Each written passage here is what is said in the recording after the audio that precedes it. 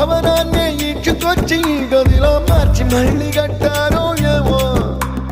మాయజాలము తెలుసు మంత్రకారడి తెలుసు రెంటి కన్న ఇది ఇంకోటేమో